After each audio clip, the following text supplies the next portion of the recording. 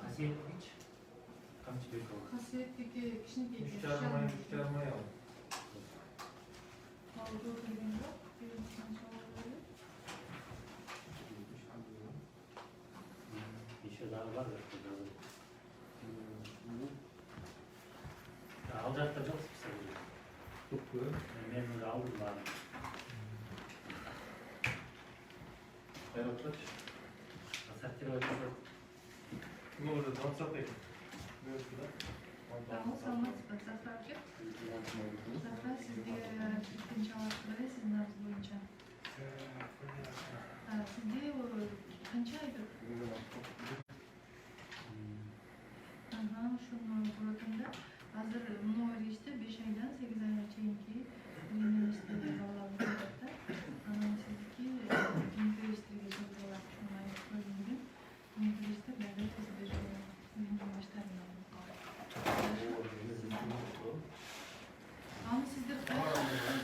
Саламатсыздарбы, урматтуу бекендештер. Мына элчиликте түзүлгөн жана штабта 25 майда кетчү Москва Бишкек каттамына списоктор түзүлүп атат. Ошол боюнча мына иш жүрүп атат. Ошол рабочий группаны мына Тимур Сарылаев өз көзөмөлгө алып, балдар менен, мына кыздар менен күн-түн иштеп, ар бирине чалышып, мына мондай тизмени түзүп атышат. Ошол боюнча Тимур Сарылаев бир өзүңүз түшүндүрмө берсеңиз. Аралаңыздар, урматтуу журтташтар. Бүгүн 2-3 күндөн бери көрүп атасыздар, аябай көп Кыргызстанга кетем деген эжекелерибиз, карындаштарыбыз бар экен. Бирок тилекке каршы азыркы күндө эле, мына 2-3 күндө эсептегенде эле 1000ден ашуун кайрылып түшүп кетти. Мисалы, бул топтомго эле жана эсептедим. 360 кайрылуу. Бул бүгүнкү күндүн эсебиндеги кайрылуулардын бир бөлүгү эле. Ушундай эле топтомдун бир бөлүгү башка кабинетте менен турат. Азыр биринчи кварталны көрсөтөм. Анан мисалы буулар онун ар биринде 100ден бар да. Бул папкаларда. Буларды 18 даталар турат. 19-у түшүп, бул жерден тактоодон өтүп 19 майда турат да. Тактоодон өтүп туруп, документтердин бир сыйра биздин өзүлөр бизге жардам берип аткан ыктыярчы жигиттер, өкмөттөн юристтер, элчиликте булар иштебейт. Өздөрү ушул жумушун токтотуп, Москвадагы жумушун токтотуп, жардам берип атат да. Мисалы, бул биздин карындашыбызды да бул эле элчиликте иштебейт. Бул эле өзүнүн убактысын бөлүп, жумуштарын токтотуп, күнү түнү иштеп атат да. Азыркы учурда Асхат эке бул жерде топ кайталам. Мында железобетонно 1000ден ашып кетти. Заявка кылгандарчы. Анын арасынан бирок деген эмелер чыгып атат да. Үй бүлөм менен кетем дегендер, 2 бала менен кетем дегендер, оолатам сөзсүз түрдө алып кеткиле деген кылган мамлекеттин кыз эле экен, бирок Өзбекстандын жараны экен да. Ошол Өзбекстандын жараны болуп бизге арыз жасап кетти көпчүлүктөчү. Анан арасында мисалы бул жерден такталып документтери туура келбей, 4 айга жетпей, 5 айга жетпей, 8 айдан ашып болсо, 2 жашар баласынан улураак балдары болуп, же балдары жок болуп, ушундай бир биздин талаптарга жооп бербегендегидей кайрылуулар болсо, биринчи этап ушул жердеги жигиттер аны сол жакка жылдырып атышат да. Анан бул жерден биринчи этаптан фильтрациядан өткөндөр уже жактан башка жакка барып, биздеги ушул медик айымдар бар, биздин жумуш топто. Ошолордун колуна алып чыгып, аны көрсөтсөм болот. Жана ар бир могу арызды кара бул балдар чалып тактап атышат да, монда түшкөн арыздар да. Мына көчө бүгүн Самат деле ар бир медцентрге ушундай эме болду беле, кайрылды беле деп чалып чыгып атты. Бирок арасынан деле чыгып атты. Көчө күнү сен менин көзүмчө бир экөө менен сүйлөштүң. Справкалары не подтвержденный болуп чыкты да. Бул жигиттер дагы бир жолу тактоо иретинде айтып коеюн, булар волонтерлор экен. Аты Самат, помощник адвоката, Кайрат, помощник адвоката. Кайрат. Основа партнеру коллегия адвокатов компаниясынан да. Бул жигиттерге да ыраазычылык билдиребиз. Мына бир тыйын мисалы эмгек акы алышпайт бияктан. келип чисто жардам берип волонтер болуп мына иштеп атышат. Карындашыбыз Улуубек танысыңар. Ушул биздин мекендештерибизге рахмат. Барына келип жардам берип аткан мекендештерибиздин барына. Мына Талант мырза дагы иш үстүндө экен.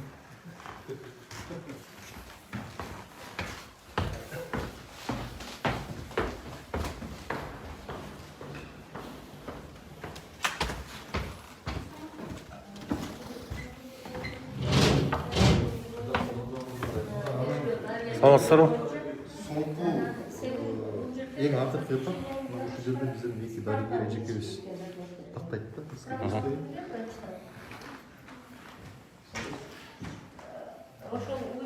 Эже сиздер кайсы эме боюнча врачтарсыңар, кайсы направление?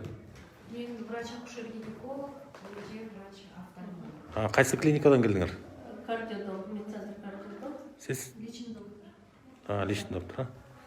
Өзүнүн калыбы бар, эгер справка болсо алып келип берсем, эртең болсо бүгүн алып Өзлөрүнүн алдында коркунучун коюп, Муну көрсөтөлү. Мында эксперт заключение кылып, текшерип, анан экөө кол коюшат экен да. бул учалат деген сөз да. Демек бул тизмеге кирет.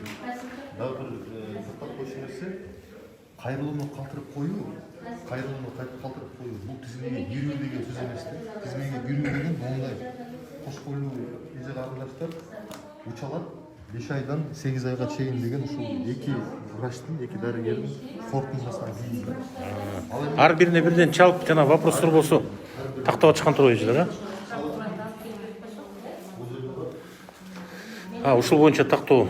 Кээрлердин баары справкасы жок болуп калса, бирок чындыгында боюнда дегендер болсо, сүйлөшүп баары бири менен чыгып келип бер, жебакка келип ушул жерден эле сүйлөшүп баарын тактап атып ошон үчүн муну кичине мындай.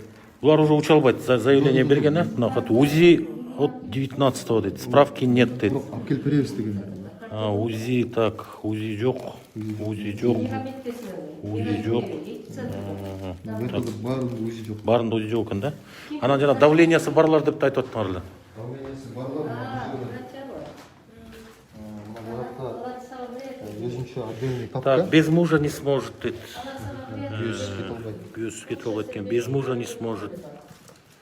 Двое детей. Ой, ушундай булар уже кетпей калчулар уже, жана Анан бул жерде дагы бар. арыз берип кетпей калчулар экен. Сенде өзүңдүн заключениеси бар да?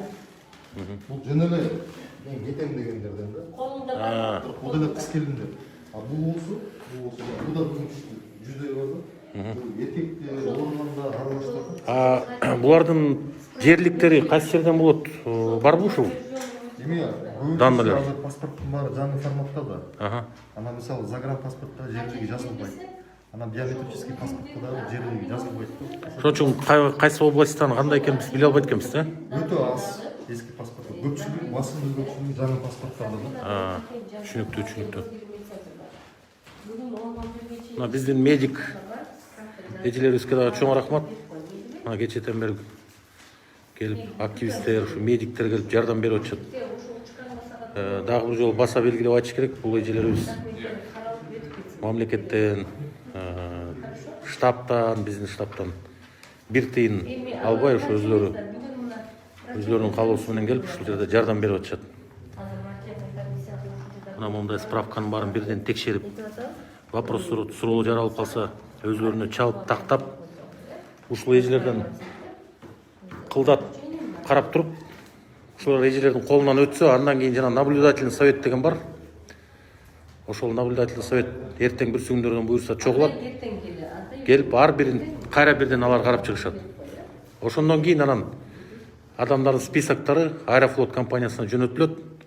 Билети жоктор ошол жактан компания каяктан айтса ошол жерден барып билеттерин сатып алышат. Биз дагы жарыя кылабыз. Канчада каяктан чогулабыз. Учурдан пайдаланып дагы айтып кетишибиз керек. Билети жоктор аэропортко бара албагыла. Өткөндөгүдөй ошо аэропортто тыгын болуп тоскоол болбоңуздар. Бирөөңөр бир үмүт кылып ошол жерге барып учуп кетем, барып калсам балким Кыргызстанга учуп кетем деген үмүтүңөр болбосун. Мына ушундай комиссия иштеп, список жөнөтүлөт. Ошол список боюнча учуп кетет. Анан ушчуларга дагы айтып коет элек.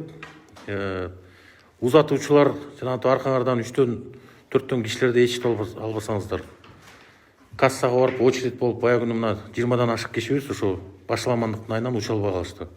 Мунусунда барыңыздар ошо тартипке чакырып кетет элек.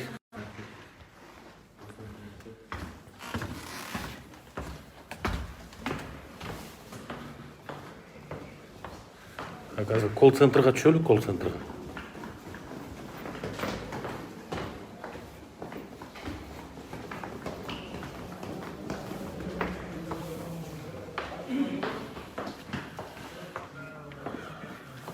Мына колл-центрде дагы азыркы убакта мына биздин активисттер, волонтерлор келип отуруп иштеп атышыптыр. Мына Талант мырза. Бул күн-түн иштеп атышат да, колл-центр. 24 саат бою 4-5 киши отурат, да?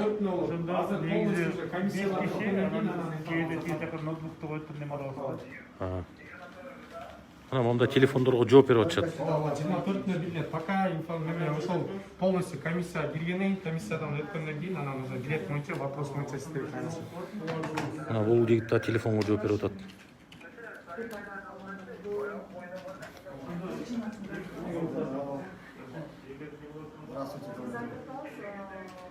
Бул да телефонго жооп берип атат бул жигит. Бул кыз мына компьютерда мына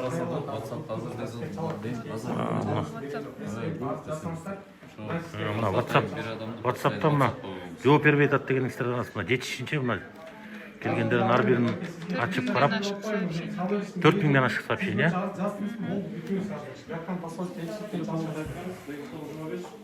Хорошо, вечерге чалышың керек жок. Бул жерде не только сиздин араңыз бер. Бuyakta иштеп аткан мына биздин активисттерибизге дагы терең ыраазычылык. Келип иштеп